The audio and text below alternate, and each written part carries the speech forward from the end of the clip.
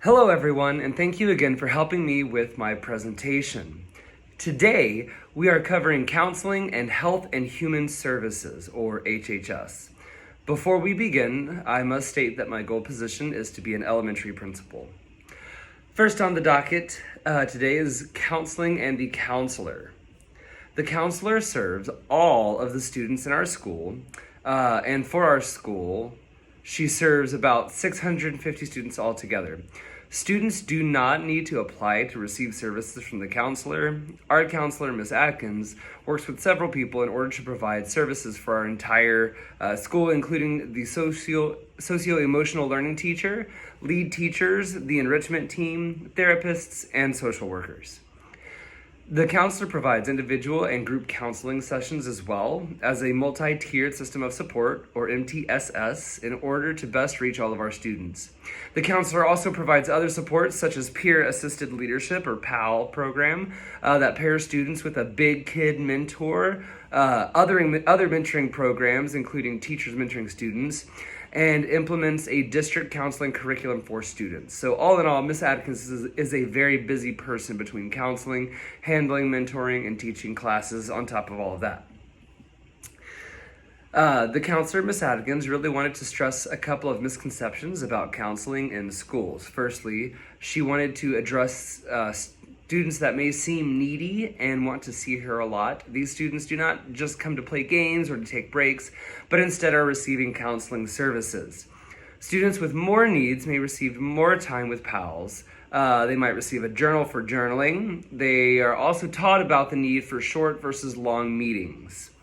The counselor also wanted to stress that the primary focus of her time in school is meant for the students and not necessarily for standardized testing, although the counselor does help a lot with the standardized testing. Next up, we have Health and Human Services, or HHS again for short. Like the counselor, the nurse provides services for all the students that attend the school. Unlike the counselor, though, the nurse's services extend well past the students and include the entire school, despite having just a major focus on the students. We followed the whole school, whole community, whole child model, or WSCC, which weaves our nurses' net of influence and support throughout our entire community. The nurse is our guide when it comes to public health concerns and thus also has a relationship with state and local health experts and health officials. The nurse is here to address the health needs of the school, including the physical, emotional, mental, and social health concerns of students and our community. Our nurse also has a curriculum to teach the students, but also leads the way on teacher professional development courses that focus on health.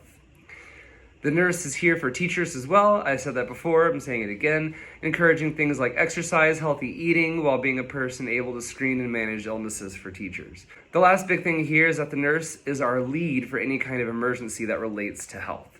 This includes everything from the current pandemic to a broken bone on the playground to throwing up. Some things that our nurse wants you to know.